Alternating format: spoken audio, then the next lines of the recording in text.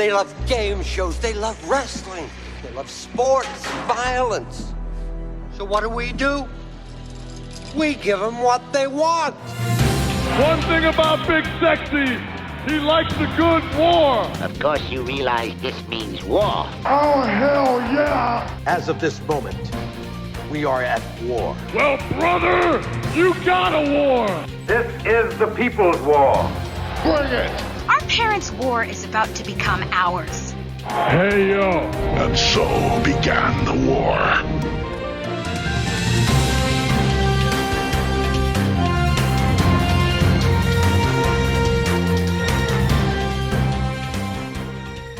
All right, ladies and gentlemen, welcome to the first official episode of The Great-ish War. My name is Jeff Moss. And I am Ian Carey. And we are two dudes who lived through the Monday Night Wrestling Wars between WCW and WWE, F at the time. Mm-hmm. We had not gotten the F out yet, as it were. No, it would be a while before, or I think it would just be a few years, but it was after the war. It was after the war that the F got out. It was not long after, though, if I recall, because they had the scratchy Attitude logo, because they had attitude. Surf dudes with attitudes, kind of groovy, laid back moves. Well, they tried the dudes with attitude were Shawn Michaels and Diesel back in the day. That was their tag team name. That is true. I recall. Okay, yeah, you are right. Dudes with attitude. Oh, I had kind of completely forgotten about that. And we are here to talk about some corporate synergy between wrestling's past and wrestling's future, or present, I guess you could say. As we are now, deep into the Wednesday Night Wars, and by deep I mean the second week, we thought appropriate to get together and chat about the first Wrestling Wars. And I'll be honest, there is so much to talk about with all this business.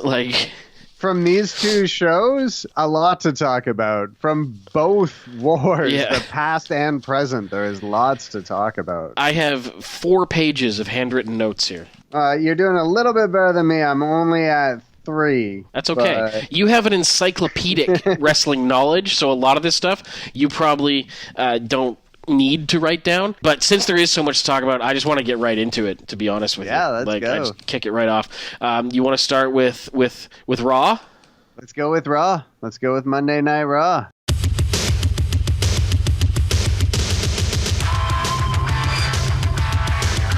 Now that was a 90s theme song.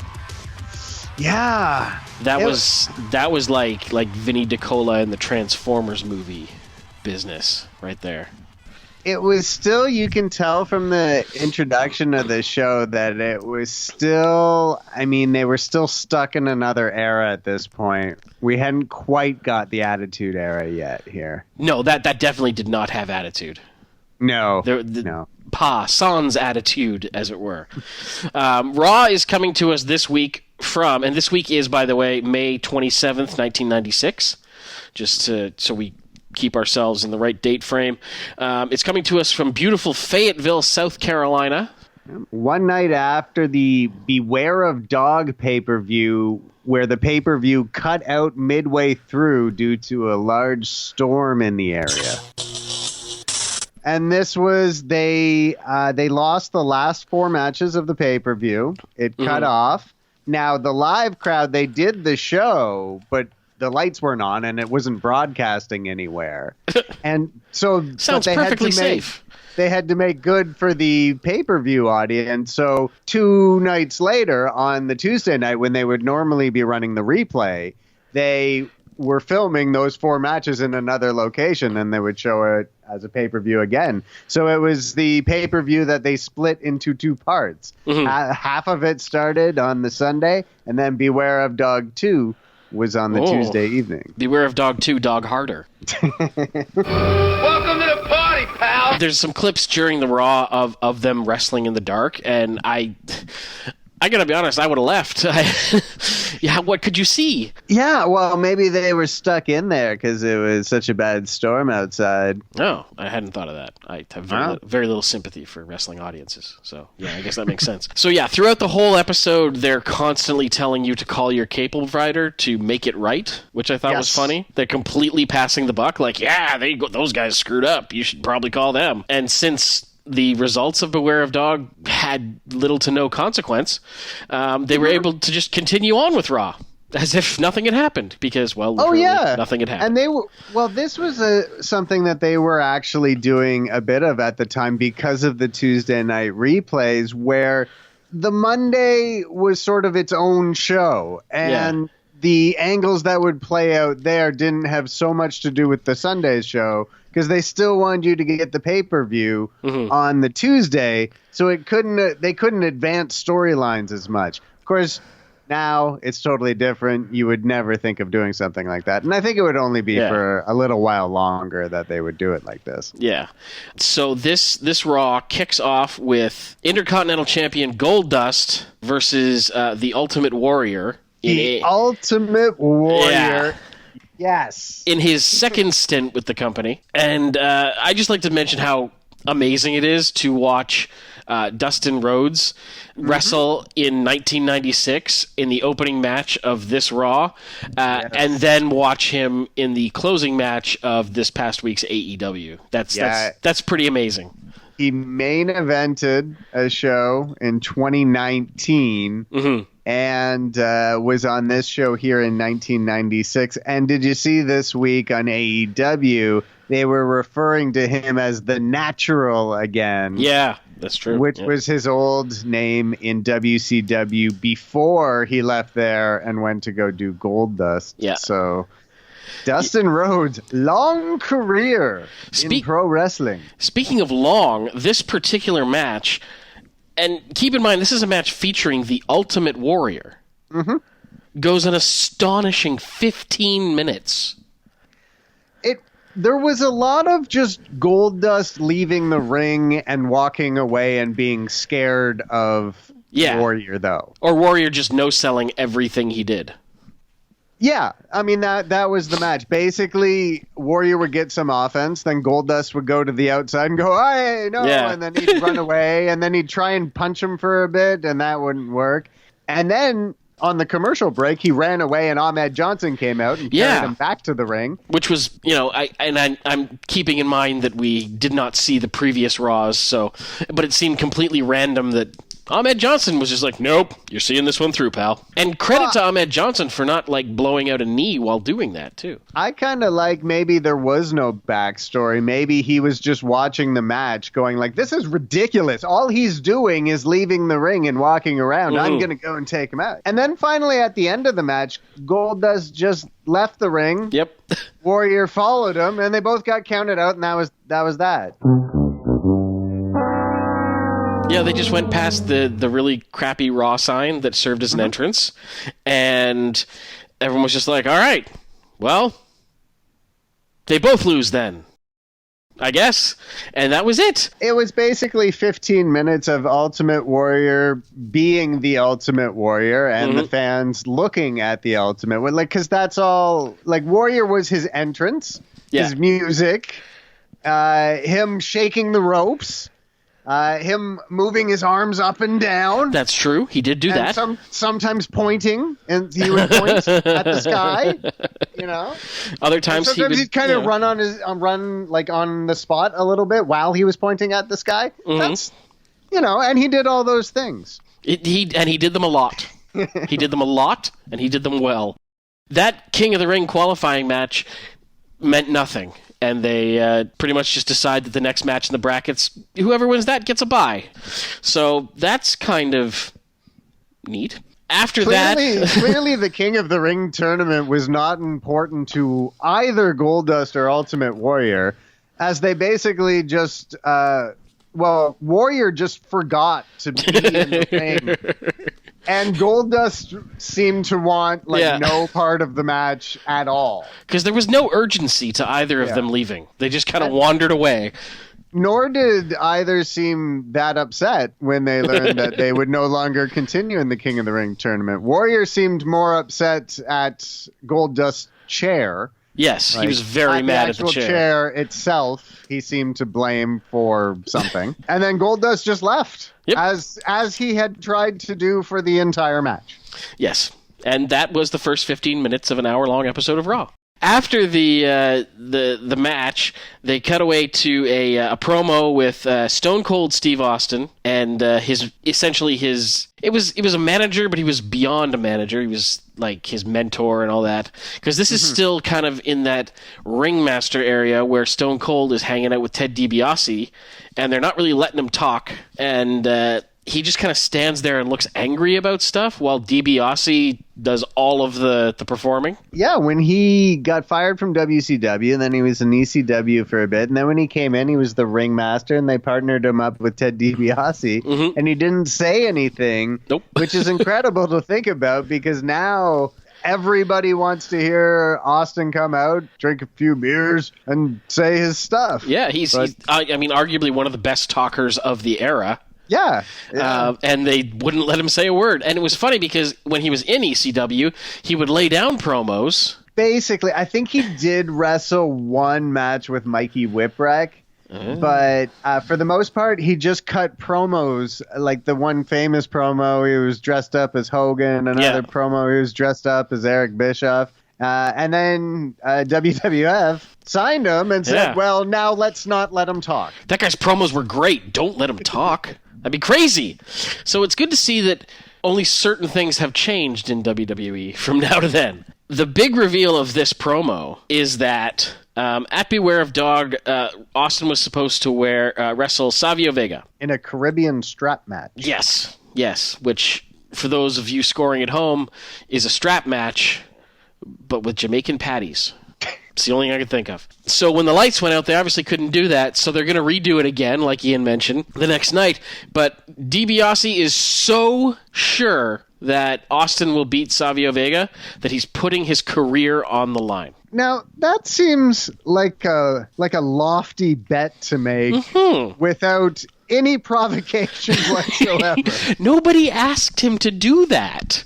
Nobody said this match needs stipulations. Nobody said, hey, Savio Vega is going to put his career on the line against you. He wasn't even asking for anything. He wasn't saying, like, I'll put my career on the line if you also put your career on the line. It was just, I'll put my career on the line, and you'll still do the thing you already said you would do. Yep.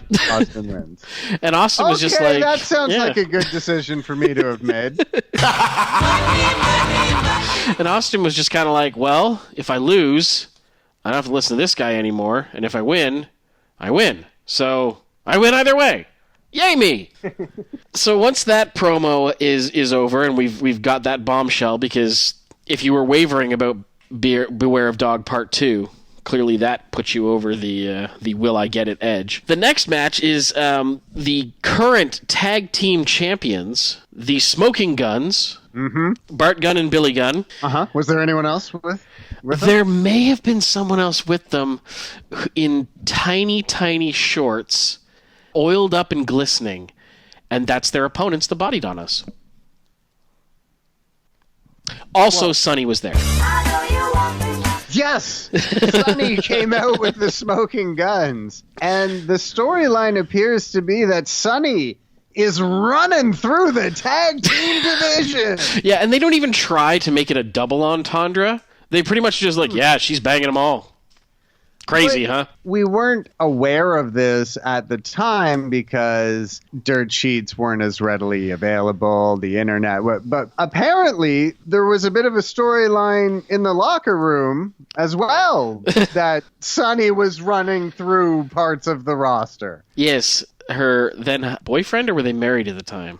I'm not sure if they were married at the time, but Chris Candido. One of the Body Donnas, I might add. I wasn't sure if he was Skip, Zip, Zap, or Zoop. But, he could be either one, to be honest. They look identical. The rumor is that he would kind of lend her out in exchange for illicit substances. She was such a star at the time, though. Like, Sunny would get huge reactions. Yeah. Stephanie McMahon has said that Sunny was the first diva. She was the first woman to really perform in the way that she did. Mm-hmm. Primarily as a manager. She wasn't a wrestler by any stretch of the imagination.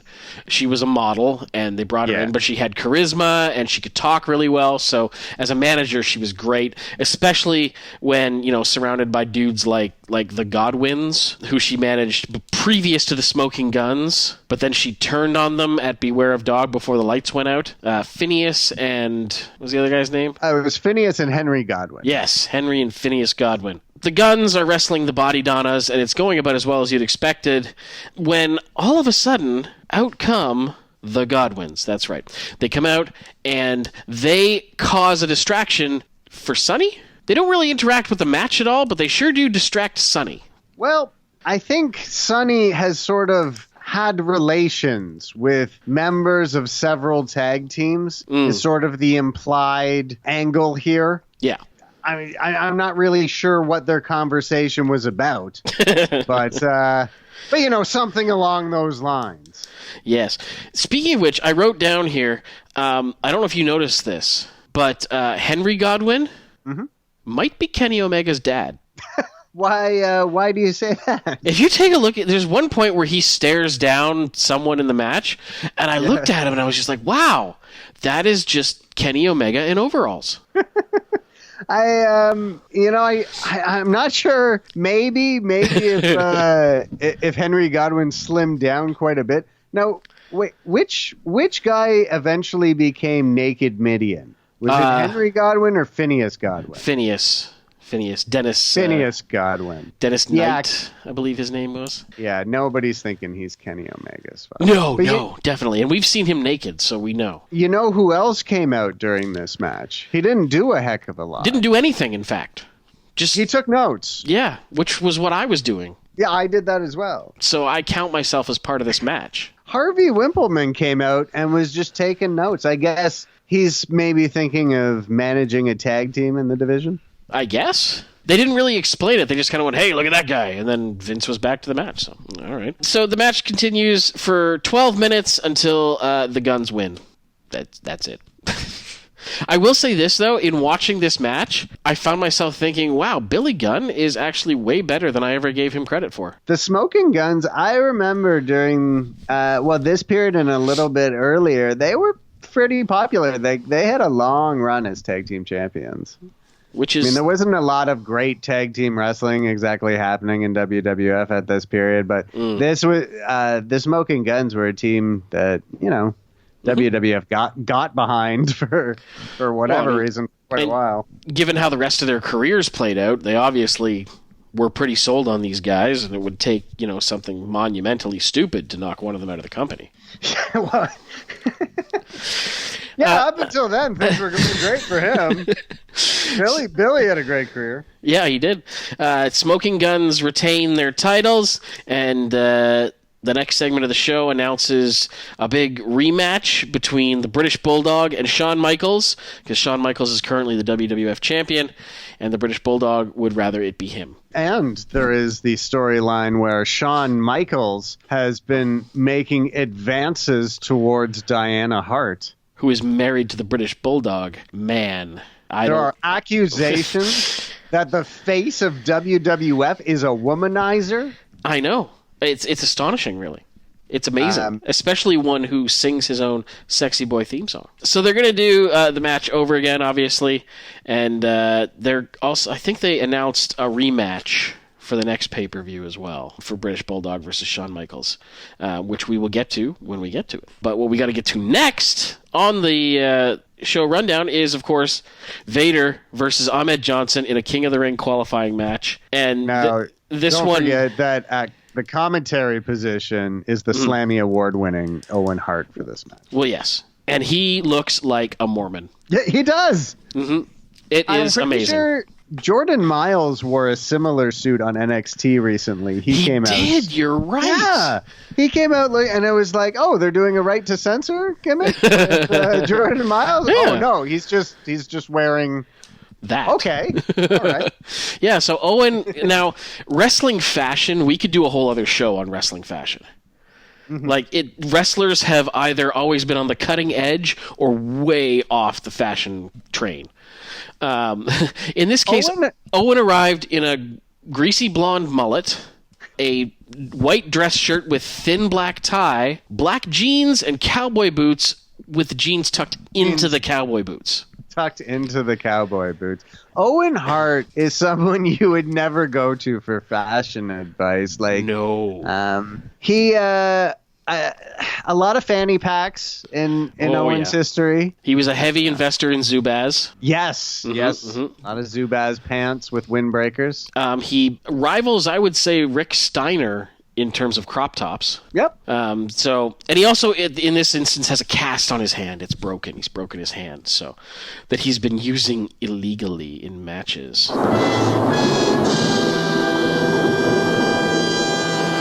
Something I noticed about this match, Ahmed Johnson has dead eyes. Ahmed Johnson was an intimidating looking man. He was terrifying because he looked like he wasn't all there. There's rumors that may have been the case. Yeah, he was a very large man who oftentimes apparently would forget that it wasn't entirely real and would start beating people up like, really? And until he was told to stop that. So that tells you how often it happened. And he was the beatings, sir.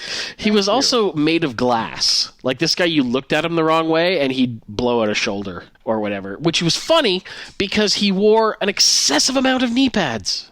Yeah. It just seemed like he never really got off the ground. Like they always kept trying to put him in stuff, and it seemed like it would go well because he just looked like the kind of wrestler WWF loved to push to the main event level at that time. But it just seems like there was always something holding him back.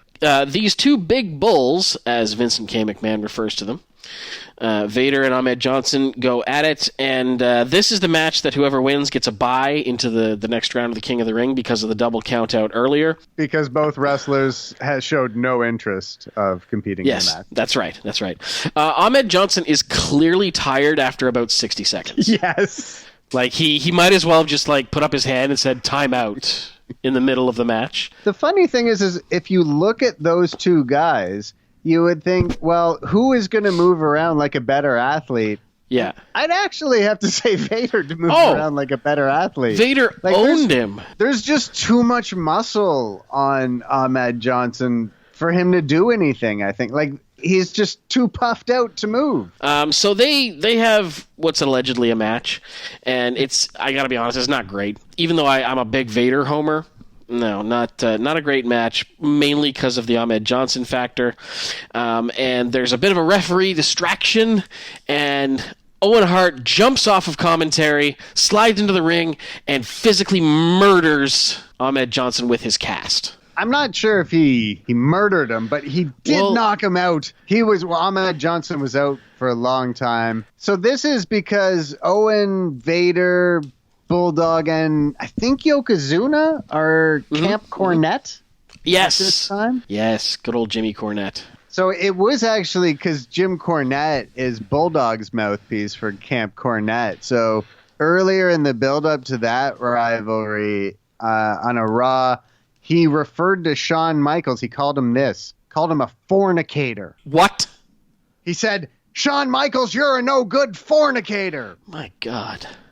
I thought that was hilarious. A fornicator is the worst insult that he could think of. Mm-hmm. Yeah, which is pretty funny considering what an asshole Jim Cornette is now. So there you go. If you can do a little Googling if you don't know who Jim Cornette is. He's made his opinions known frequently on several matters, even after people begged him to stop giving his opinions. Yes. He has continued with them. Yeah, he actually comes out during this match with Vader, if I recall, and is chased away by Ahmed at one point. And then Ahmed had to be taken away Yeah. on a stretcher, which Because is where the real crux of this episode takes place. Ahmed Johnson's loaded on the stretcher, and they're wheeling him out through the production area. And it's not like they do it now where, the way is clear and none of those clangy poles are anywhere nearby. It's actually a very tight, closed, backstage area. And so they roll him by Goldust, who I guess is just hanging out since he didn't care about the match he was in. Well, as I understand it, Goldust is trained in CPR or believes himself to be trained in CPR. Rescue breathing, yeah. Right, yeah, and thought he could be of assistance. Yes, because he plants a big wet one right on Ahmed Johnson. And Ahmed was furious about this. Yeah, he was real mad, and he destroyed everything he could get his hands on backstage. He pretty much, broke Bob Holly's neck. Poor spark plug. Another person who was really not impressed with Goldust giving Ahmed Johnson mouth-to-mouth resuscitation was Vince McMahon, who said on commentary, and I wrote this down because I wanted to make sure that I had it absolutely right. Okay, Vince McMahon on commentary referred to Goldust giving Ahmed Johnson mouth-to-mouth resuscitation as the most revolting things ever on Raw. Ever. Wow. So that's the bar. So we now know that on May 27th, 1996, the most revolting thing ever on Raw was Goldust giving Ahmed Johnson mouth-to-mouth resuscitation. So now we can keep track. Next week, we can see if there was anything that we feel is more revolting than that. And then we know that is the most revolting thing ever to happen on Raw. And we can, chase that, almost like a title. I feel, it should be a title, frankly. I'll get to work designing a belt. Ahmed Johnson is stalking through the halls, killing anyone he sees and destroying everything he sees, and then that's it. It's over. It's the end of Raw. Yep. I don't know about you, but I'm definitely excited for next week. Well, I want to see Ahmed Johnson versus Goldust now. If they're in a spit swap and makeout match, then I'm down. I'm in. Then Goldust has already won. He's at least one up on him. Perhaps it's 2 out of 3 falls. That is Raw for May 27th, 1996. Now, because Goldust or Dustin Rhodes sort of ended 2 shows. He ended Dynamite this week, and he ended this show here on Raw. On the one show, he stood tall with all of his stablemates there, or the Elite and his brother. Yeah. And then on the other show, he gave mouth-to-mouth resuscitation to Ahmed Johnson. So a bit of a mixed bag for him on these 2 shows. Yeah, what we're learning here, kids, is that no matter what, dreams come true. Strange, strange dreams. Doesn't even matter which one you found more exciting. Down the road was Monday Nitro.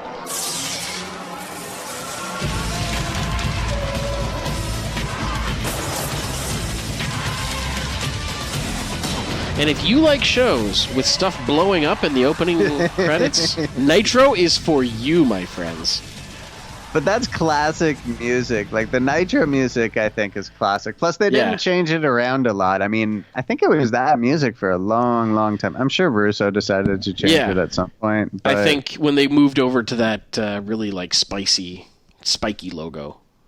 Yeah. That's when they changed the song. It was the music for some classic video games as well. So a lot of positive memories. This is exciting because it is the first 2-hour episode of Nitro. The first hour being hosted by Tony Schiavone and Larry Zbyszko, and the second hour being taken over by Eric Bischoff and Bobby the Brain Heenan. And before we even get into the matches, I just want to say that right off the bat, Nitro just looks better. Yeah. Nitro really, in this period, they always made Nitro seem like this big event. There was always more pyro going off at the start. They do those overhead cameras. They did a good job of making Nitro seem like a big event. And they were also big fans of the super close-up on a lot of wrestlers, which sometimes paid off, and sometimes you were like, wow, that's what that guy looks like. Oh my God. Something that I want to say, it was so refreshing to watch a show where the show happened around the matches, and the matches didn't feel like an interruption of the show. Yeah. You know what I mean? Like, there was very little time in between matches. There was always something happening. If there was a promo, it was very short. If there was like an announcer segment, it was very short. But the matches themselves were always center stage. Well, there's so much stuff on Raw and SmackDown now that you can just skip over. There are entrances that you've seen 100 times that you can just fast forward. Oh, there's replays of stuff that you saw last week or last segment. Yeah, last segment. There's replays of stuff that you just saw. Yeah. So, which is something I want to bring up that is totally unrelated to both of the shows we're here to talk about, and we will talk about them in a second. I just have to get this off my chest. There's a lot that WWE does these days that bugs me. What bugs me more than anything is when someone does a run-in now, they play their music. Yes. And it drives me nuts. Well, I want them to explain it. I want them to explain, like, take me back and explain to me how someone's, like, running. They're going to run through the curtain. Mm-hmm. Do they, just as they're running out, yell over to Steve and go, hey, Steve, hit A7. A7 on the thing. No, I can't go out until you hit A7. Okay, A7. All right, there we go. You know, if they explained to me that there was like some type of process, like maybe they had to check in, you know, or whatever. Like, I'm going to do a run-in. It's like, okay, you have to fill out this form to have your music come on at section. Please pick your times, and yes, you'll be waiting for the cues. Yes, no, it's been driving me nuts for years, and every time I point it out, people are like, "You think about this stuff too much," and I'm like, "Obviously," but you know, that bugs me. Either that, or there's a guy who's no, I'm sorry, that was sexist. There's a person sitting in front of like a large, sheet of buttons for each wrestler. Yep. And then just like they're seated in the position you have to be seated. Or maybe they're allowed to like plug in their own iPods on the way by. Seth Rollins kind of runs over and is like, "Give me that." Plugs it in, hits play, and then runs out. As opposed to being announced via music, which is something we're going to get to very shortly. But before we do that, we have to talk about something called the American Males. I remember the American Males. I didn't remember them being good guys, but I guess they were. I think maybe you just don't remember them being good. I remember their theme music. Yes. I remember the lyrics to it. They did a lot of clapping, too. The first lyric is American Males. The second lyric is a bit different of a tone the second time. And then the third lyric is American Males. And then it just kind of continues like that. Yes. So Marcus Alexander Bagwell, who has not yet become buff, and Scott couldn't be bothered to give him a nickname, Norton, are the American Males. Oh, no, it's Scotty Riggs. Oh, you're absolutely right. My mistake. I don't know if Scott Norton got too many Chippendale tryouts. Maybe one. Maybe one. In hindsight, I could see how that would sound very strange, yes. The American Males have a match against half of the Four Horsemen, Ric Flair and Arn Anderson, who are they're just wonderful. Woo! I think, it brings a tear to my eye. They had a private VIP area set up with champagne, bubbly, and a waiter, platter of food. And the story here is that all of that, which is, what they had out there probably came to about $74, maybe, like the champagne, the platter. All of that paid for with Macho Man Randy Savage's money. Yes, because Nate has taken Miss Elizabeth to Space Mountain. And she liked the ride. So she's divorcing the Macho Man, who has been banned from television, by the way. He's too dangerous for TV. They won't let him in the building. So they spend the whole episode talking about how crazy the Macho Man is, that it's so crazy they can't let him in the building. So Nate and Arn walk down to the ring with Miss Elizabeth and Woman, and they're throwing money into the crowd that's supposedly the Macho Man's money. Well, it's Macho Man's money. What do they care? Yeah, exactly. If you have ever thought to yourself, like, man, what's real, crazy, over-the-top wrestling persona actually like? Just study Ric Flair, man. Oh. Ric Flair is the king. Ric Flair is so good. And Arn Anderson is like, I know you see Arn Anderson, you're like, wow, that guy looks like my uncle who drives a truck. But that dude is so tough. And even though he looks like someone's science teacher, he is one of the best. He was such a good wrestler. Not great at decision-making lately, but one of the best. They kick off this match. My notes for this include saying, Flair and Arn Anderson are so good. So much better storytelling. Flair got in a fight with the ref. Ha ha. And Larry Zbyszko hates football players. Oh, yes. No, I have a lot like... Larry Zbyszko, I want to know what a football player did to him. Larry Zbyszko, he spent this entire segment running down football players. It's because Kevin Green and Mongo are going to wrestle Ric Flair and Arn Anderson at the Great American Bash. But it was just a little over the top, Larry Zbyszko. I wanted to. I almost started to feel bad for him. For football players, yeah. Why are you being so mean to them, man? They have a really good match with the American males because those two could have a good match with two broomsticks and it'd be incredible. I say that because the American males actually carried their end of the match. It was very good. Buff Bagwell, definitely before the neck injury, he will surprise you. He was really athletic. So Flair and Arn Anderson win. Much wooing commences, as you would imagine. They have a promo from the VIP section. Yeah. The best part of the VIP section, too, I should mention, is that there's a waiter there who stays for the whole show. They pan over and there's still a waiter standing there next to the VIP section. Arn Anderson and Ric Flair are gone. The match has been... But say if they came out later for an interview and needed something, they would need a waiter to bring them something from their VIP state. It's a VIP section. You don't just serve yourself. There has to be a waiter there. Obviously. They come out and do a promo, and it's amazing. It's awesome. And that is the opening match of the first 2-hour Nitro. It's so good. Then things get a little weird, because up next... you mentioned they're going to, Flair and Anderson have this match against Mongo McMichael and Kevin Green, right? Coming up. And these are two football players, Mongo and Kevin Green, hence why Larry Zbyszko hates them. It's kind of one of those, half celebrity matches where they're like, yeah, we got Kevin Green. And everyone's like, yeah, all right. Yeah, okay, yeah. So to promote this, they show a montage of Mongo and Kevin Green training. Oh, and they're lifting some weights. Yeah, they're lifting something. I'd like to play you a clip from that montage right now, if I may, Ian. Great. Yes, I look forward to this. Yeah, we're coming hard all day long. I'll do it. Me and you. I don't even gotta ask, baby. You want it all. We go a long way, y'all.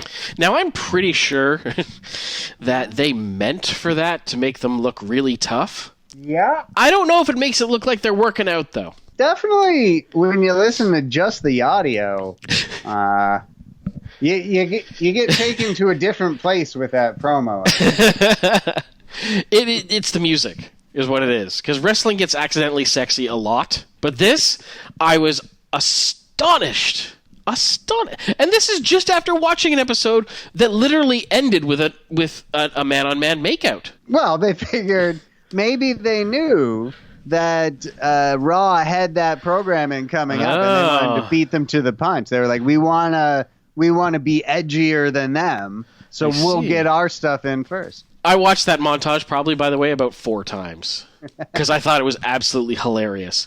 Because the idea of two dudes who are, kind of friends, but I don't imagine they hang out a lot outside of work, going to the gym together. Can you imagine first of all, if you and I went to the gym together, that's pretty funny unto itself. But what would be even more funny is you and I at the gym, where every time you do an exercise, I'm leaning over you inches from your face, screaming about giving it harder. That's where the real money is, my friend. Up next on the card is a match between Steve Dahl and the Mahler. And Ian, if I said to you that one of the most important matches in modern professional wrestling history was Steve Dahl versus the Mahler, would you agree with that? Well, I'd say That one guy's managed by Colonel Rob Parker. So that sounds about right. Yeah, okay, yeah, obviously. And I mean, the Mahler had amazing chaps as well that he wrestled in the whole time. Sometimes wrestlers would come down with chaps but take them off. Not the Mahler. No, he's all chaps all the time. All chaps all the time. Shawn Michaels would eventually get there as well. He drew a lot of inspiration from the Mahler. Yeah, it took him a while. He had to just have chaps for his entrance for a long time. Then eventually, chaps during the match. Yep, credit goes where credit is due, and that's to the Mahler. Yes, who also exactly. looked like a blonde Tommy Dreamer, which I thought was strange.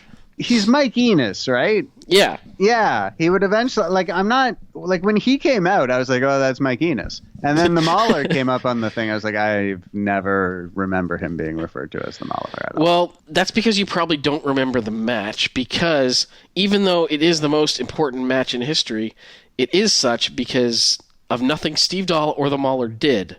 Because at 2:43 of this classic bout, this happens. Well, what the hell? Wait a minute. Somebody give me a mic. Give me a mic. What's with this? Wait, we need security here.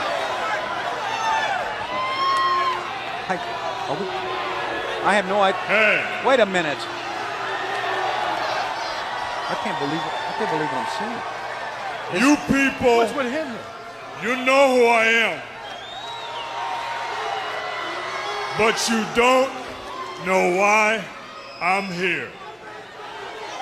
Are we going to get security here? Where is Billionaire Ted? Where is the Nacho Man? That punk can't even get in the building. Me, I go wherever I want, whenever I want. Listen, we need to get somebody to call. And where, oh where, is Scheme Gene? 'Cause I got a scoop for you. When that Ken doll lookalike, when that weatherman wannabe comes out here later tonight, I got a challenge for him, for Billionaire Ted, for the Nacho Man, and for anybody else in WCW. Hey, you want to go to war? You want a war? You're going to get one. Fantastic. What about the match? I don't know what to say. Randy Anderson's comment. Randy? In all his Canadian tuxedoed glory. Yes, Canadian tuxedo. I have that written in my notes as well. Yes, jeans, jean vest, no shirt, lots of body hair, greasy hair, 2 toothpicks. It's Scott freaking Hall. Jeans tucked into boots. Well, yeah, how else would you wear them? Wow. Come on. Scott Hall shows up on Monday Nitro, and this is the moment, in my opinion, the moment that the Monday Night Wars began. Now, what do you think would have been different if, when he came out through the crowd, they played ring music? Well, I definitely would have seen it coming. And see, one of the cool things about Scott Hall doing this the way he did it was that everyone acted like they had no idea what was going on in a believable way. Oh, even the way that he first you first caught a glimpse of him in the crowd where the camera was not focused on him whatsoever. You just kind of saw him. You saw a bunch of people behind the ring turning to look at something. It was brilliant. It was the peeling back of what's real, what's not. It was the first real big toying of, is what we're seeing real, is what we're seeing fake. Yeah. Today, where you're watching it, and you're like, well, obviously he's contracted to this company and this is a part of the show. That kind of thought didn't exist back then. So you're watching this and you're like, oh my God, did Scott Hall break into Monday Night Nitro and commandeer a microphone? It was all of a sudden the behind the scenes storylines that the fans would hear little glimpses of, Yeah. get the Billionaire Ted sketches. So it was surreal. It was, whoa, that can't happen. And it was so cool because we'd never seen anyone kind of rally against the system, so to speak, like that. Like, he came out and the whole thing, it wasn't played off as, he didn't come out and run down WWF and be like, I'm here now, so let's wrestle and bring out the champion. He came out and attacked WCW. Yeah, he said, so this is where the big boys play? Yeah. And he was definitely coming in as, quote unquote, an outsider. Exactly. And it was amazing. It was incredible. And it wasn't even over because the next incredible moment was sitting right there when Sergeant Craig Pittman versus DDP started up. That was the next big moment in wrestling history? No, that was the big moment in the show, though. Oh, okay then. They followed it up with that match. No, they played off Scott Hall being there as like, we're sorry, ladies and gentlemen, we will get rid of him, and he wants to talk to Eric Bischoff, but you can't just storm in here and do that. And it was great. It was perfect. It was all believable. And it was all for the rest of the show. They sprinkled that in so nicely where they would say, we're not even going to acknowledge that interruption. Wouldn't say who the person was. Wouldn't even say, their name. Wasn't even calling them Scott Hall then. I believe at one point they even said, we know, who they are. Yeah. And if you look at the rest of the show, I mean, they are just almost like up until Sting versus Steiner, just complete nothing matches. But the show is listening to them react to the interruption and treat it like it was this big deal. We're all just trying to figure out what happened. And they really made you feel like something outside of the norm had happened that was going to change everything. So Scott Hall goes where he wants, when he wants, and disappears back into the crowd. Sergeant Craig Pittman versus DDP spins up, and that's about as fun as you'd expect it to be. Early Diamond Dallas Page was a crazy person. Yeah. He had the crazy eyes. He was terrifying. So coming into this match, he had won the Battle Bowl. They did a random draw where you would be paired with someone as a tag team. Right. Then you'd wrestle a couple of matches to qualify for a Battle Royal, and whoever won the Battle Royal would get a title shot at the next pay-per-view. So DDP won that. Oh. And then the next night, they said, no, the camera footage showed that your foot had actually hit the outside, so we're going to give the title shot at Great American Bash to Lex Luger. And so now he's getting the title shot. I was like, WCW. You were WCW even here. We had no idea what was coming, and yet there it was. Well, they clearly didn't have much planned for him anyway, because DDP won with a cutter in 3 minutes.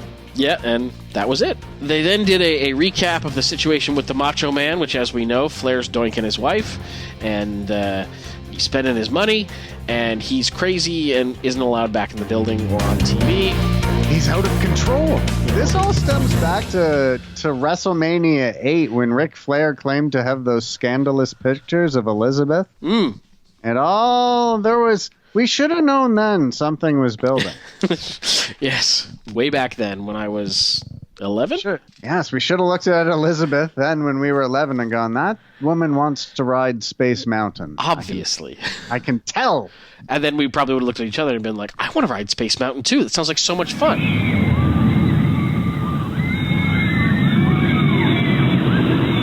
It's a roller coaster. Yeah. Who wouldn't? Sounds great. After the Macho Man recap comes a promo that I know you're dying to talk about. Shark! Shark is my new favorite wrestler. So, Shark, of course, was Earthquake in WWF.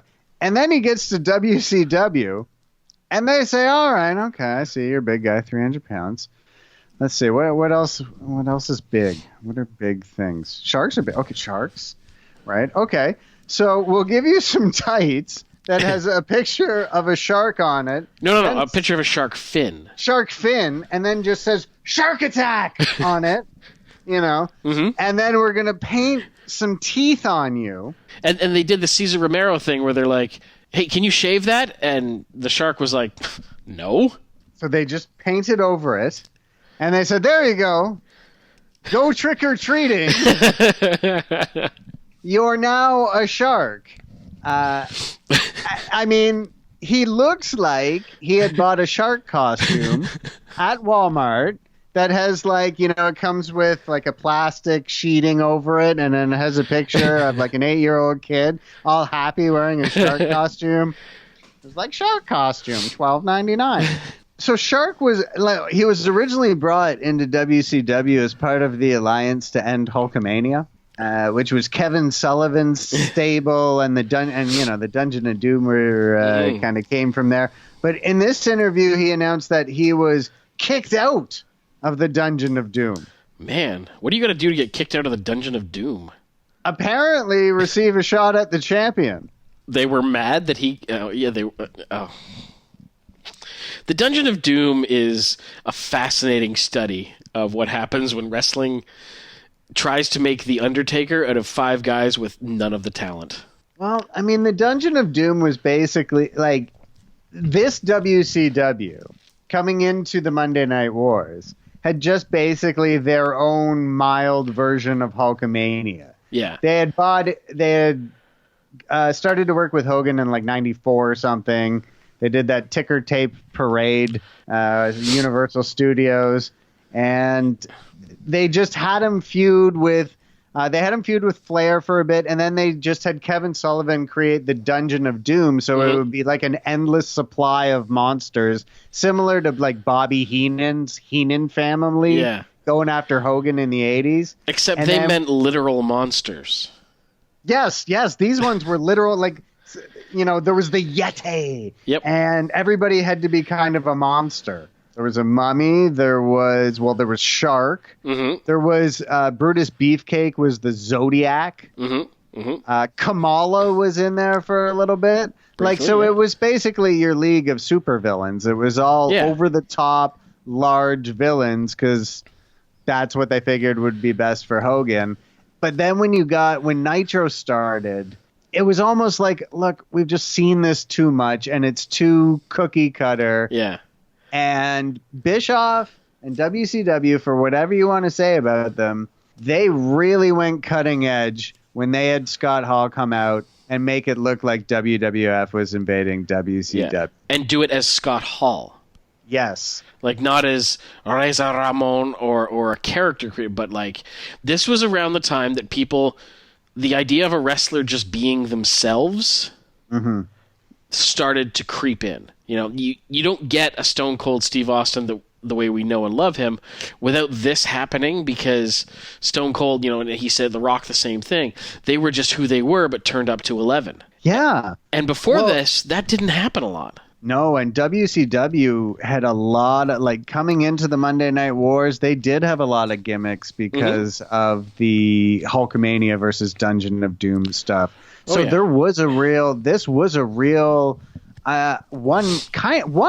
will say a 180 from where they'd been. They were real deep in Hulkamania, good versus evil, 80s storylines. Yeah. And then they flipped it and said, we have to do something different. Let's do edgy and real. So the Shark comes out, tells us he's been drummed out of the Doom, but he's still going to eat the champion or something. I don't know. I did want to mention, now later when Shark came out for his entrance, they said where he's from, like where he hails from. Yes. Did you catch this? Introducing first the challenger from Tsunami, weighing over 500 pounds. This guy has got his work cut out for him. The Shark, a big man. The Shark hails from Tsunami. Yes. Now, tsunami, as we know, can be a giant wave. But I believe the way they said it, that this was some type of fictional country named Tsunami, which I can only imagine contains other creatures like shark and maybe octopus or like electric eel. I can't wait till clownfish shows up. Maybe they had thought if shark really takes off, we can create a whole stable of wrestlers from Tsunami. They could purchase a small island, name it Tsunami, and literally for their own country. Well, they were hitting a lot of home runs with Shark. So after the Shark promo, they play a Hogan's Pals with Celebrities segment where they just play a taped package. It's about 3 to 4 minutes long, and by the end of it, if you don't think Hulk Hogan is Jesus, you obviously didn't watch the same video that I did, because he is super popular, hanging out with celebrity pals like George Foreman, Shaq, Dennis Rodman, Kevin Green, and Sugar Ray Leonard. That's right. All those guys. And it was a video that totally wasn't shot all just in one location at the same party. But I like this idea of, like, Hogan's gone. Let's just remind you that he's a cool guy. Just remind Hey, you. guys, he's not on the show today. Doesn't have a match coming up. But did you know Hulk Hogan's cool? Check him out doing some cool things with other cool guys like Shaq and Dennis Rodman. We think he's cool. You'll find out how cool we think Dennis Rodman is later. And yeah, it was there was no reason for it whatsoever. The whole package. They were just kind of just like you say. Hulk Hogan, he's a cool guy. Just wanted to let you know. And that is the end of hour 1 of Nitro. At this point of the broadcast, Eric Bischoff and Bobby the Brain Heenan take over. And as you and I discussed earlier today, Bobby Heenan, best color commentator ever. Oh, fantastic. He always worked to put what was happening in the ring at center focus. His jokes were dad jokes, but they weren't like really dumb dad jokes. They were the kind of dad jokes that you'd be like, He was entertaining and funny while sounding genuinely angry about things. Yes. And he was very good at not being happy with things. And there was just a sincerity to him. I mean, him and Gorilla Monsoon in WWF, obviously a classic announced team. That was a classic combination. Yeah, but I think in WCW, he really takes it to the next level. Because he kind of has a vibe of like, where he's just kind of like, I don't know what I'm doing here. I could be doing other things. So, whatever. I do feel, yeah. I mean, he was very relaxed in WCW. I think is one word maybe we could say. But he was really funny. Like in WCW, I felt like he was never holding back in terms of his humor ever. Yeah. And that I particularly enjoyed. So that changed the whole tone of the show. They once again, play off the Scott Hall thing, being like, hey, yeah, Scott Hall, we don't know. I That's like weird. That Bischoff said, we're not even going to acknowledge, which was it was the utter nonsense of what Bischoff was saying. So he was specifically not acknowledging, which was, of course, his way of acknowledging it. Oh yeah, they did it about 20 more times before the end of the show. It was amazing. They kept referencing him to assure us that they would not reference him. Didn't say his name. Just always said they'll be back later. Yeah, because the whole thing was that Scott Hall wants to talk to Eric Bischoff, right? The Ken doll. So Bischoff keeps saying, like, if he wants to talk to me, I'm right here, but look, we're not going to stop the show to deal with that right now, so let's move on. But I'm telling you, I'm not going to waste any more time talking about this guy that I'm not going to talk about, because I'm not going to talk about him for another 5 or 6 minutes, because that's what he wants. And if he wants to talk to me, he can come talk to me, but I'm not going to talk about him. And this goes on for, like, I'd say probably 50 of the 59 minutes. The other 4 minutes of the show, though, was dedicated to the Shark, as previously mentioned, taking on the WCW World Heavyweight Champion, The Giant, who is played here by a 14-year-old Big Show.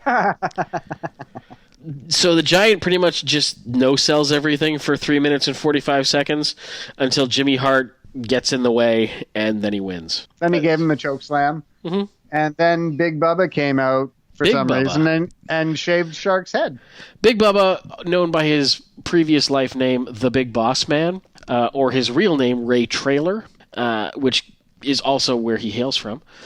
This was, he sort of just changed his gear at this point, because he had previously, under the Big Bubba or Big Bubba Rogers gimmick, he wore like like a dress shirt and suspenders, and now he was just sort of wearing clothes, leather pants, and a sleeveless T-shirt, and he was Big Bubba. Yep, he sure was. But it was a little bit like he was being more real, right? WWF was turning everything up to 11. WCW was like, well, we're gonna, tame it down to like 5, but it's gonna be raw and real. Yeah, and there's nothing realer or rawer than a guy with a Confederate flag tattoo and leather pants and sleeveless T-shirts shaving a big man's head. Mm-hmm. So I guess that you can't be out of the Dungeon of Doom. When you leave the Dungeon of Doom, your hair stays. Because they shaved his head and then that was it. Yeah, I don't even know if that had to do with kicking him out of the Dungeon of Doom. If it was just Big Boss Man going, look, man, you've been losing your hair for decades. I'm just tired of this, all right? I was going to let it go if you won the world title in this match, but since you didn't, I'm not wasting any time. Your hair's got to go. The other option is that Big Bubba Rogers, the reason that he shaved off all Shark's hair was he was thinking, man, I need another gimmick like in WWF. What if I was to become Big Barber Rogers? Big Barber Man? I'll just start with Shark. It's a good test run. Brutus Beefcake's in the back. Damn it. Oh, well, I'm the booty man right That's now. Right. And this thing's going great. Everyone loves the booty man. Strap a rocket to him. I knew when I came up with this that it'd be good. Do you think when he did, he was at Hogan's house because they were buds? And he was like, I got this amazing idea. And Hogan's like, oh my God, he's going to take my spot. And he's like, you'll never believe how awesome this idea is. And Hogan's just like, oh crap, it's over for me. It's over. And then he laid out the booty man gimmick and Hogan was just like, that's a main event gimmick, brother. You should totally do that. I don't have to worry about Brute taking my spot. Finally, et tu, Brute. The next match on the card is television champion Lex Luger versus Max. Never heard of Max before. I had to rewind. Had to rewind it twice to catch his name. Yeah, I looked at Max. I went, I've never seen this person before in my life. Never heard of him. Didn't bother to look him up. Well, he is a challenger for the TV title in this 5-minute match, 4 minutes of which is simply them flexing at each other. Then Luger wins with the torture rack because that's what he does. It also occurred to me that the Max may be Brian Cage's dad. Actually, I looked at him and thought about Brian Cage too. He's built very much like Brian Cage. Mm-hmm. Does not move like Brian Cage at all. Brian Cage is like a mobile version of Ahmed Johnson. Yes. Yeah, Luger wins with the torture rack. The Max is sent back to Saved by the Bell to, serve fries or whatever. Up next, we got Brad Armstrong of the Armstrongs against probably one of my favorite names this week, Hard Work Bobby Walker. Hard Work Bobby Walker. Yeah. He works hard. That's it. Yeah, this match really ended with a bit of a dud. Like Walker attempted to do some move off the top rope, kind of stumbled, kind of hit it, got the pin, and it was just... I have 3 notes. They just say, cruiserweight match, more Scott Hall talk, booked like heavyweight match. But it was all this match was doing was allowing them to not talk about Scott Hall or talk about Scott Hall by not talking about Scott Hall. Yep, pretty much. Up next, though, for 8 glorious minutes, we have Das Wunderkind, Alex Wright. Alex Wright, yeah. Versus the one and only Lord Steven Regal, who is, in hindsight, one of my favorite under-the-radar best wrestlers in the world ever. Oh, Regal is fantastic. A cult favorite amongst many, William Regal. Mm-hmm. I am really looking forward to watching him progress through the Monday Night Wars, because he's there. You don't hear a lot about him, nope. But he's there, and he does stuff. And it's, in retrospect, it's amazing. At the time, though, you didn't even notice it. Yeah, it never cracked the surface of like what people were talking about. but we're still going to see it all. In spite of that, though, Regal wins the match and then does a promo in which he refers to Alex Wright as Junior Hitler. I was wondering if you were going to bring that up. I remember, I was like, did that, and I just wondered, like, I don't remember anybody bringing that up, but he said, like Junior Adolf or something. Yeah, like, I just disposed of Junior Adolf here. I was like, what? What? Whoa, dude. Hey. That takes it up a notch. That would be a much bigger deal if you said it now, sir. He also challenges Shane Douglas, or at least I assume Shane Douglas, because he says the franchise, to a match for relatively no reason. But what was more interesting is that he also, in that promo, puts over Scott Hall. What was it that he said about Scott? Oh, that we're letting bloody people from other promotions come in here. Yeah, and I was I don't know if they told him to say that, or if he just was smart enough to know how to play into what was happening around him, but it was brilliant. Yeah, I wonder, because it furthered the whole mystique about the Scott Hall thing too, right? Like, because the commentary, like, he was flat out saying from another promotion. Yeah. Right? He was saying things that the commentary wasn't saying, but was maybe implying. Regal, because, you know, if that actually happened in real life, say like you were working the commentary booth for a UFC event, a bunch of Bellator wrestlers ran in, you know, the commentary would try and play it off like, well, we're sorry about the distraction. Yeah. But then when Conor McGregor's doing his post-fight speech, he might be like, bunch of assholes from Bellator came here. Yeah. You know, so it really did, it worked the way he did it. And yeah, I wonder if it was Regal's call or if somebody told him to say it. And this leads us all to the main event of the night, which is pre-crisis Scott Steiner versus pre-crisis Sting. In Sting's case, it's a midlife crisis. In Scott Steiner's case, it's a opioid crisis. We should take befores and afters for the Monday Night Wars, because what we got today is the Sting, you know, take this is the before picture. Scott Steiner, this is the before picture from May 27, 1996. And then after the Monday Night Wars are over, it certainly took their tolls on them. Like, well, I mean, Sting's character at least, but they certainly went through some transitions over those years. I'd say so. Yeah, Sting never really got over it, apparently. I know, he really brooded on that. And we're going to see that play out. We're going to see this massive trauma that had such far-reaching consequences some 30 years into the future. So Steiner's hair is a thing of beauty in this match. This was back when, between the two Steiner brothers, we thought Scott seemed like the more normal one. It's true.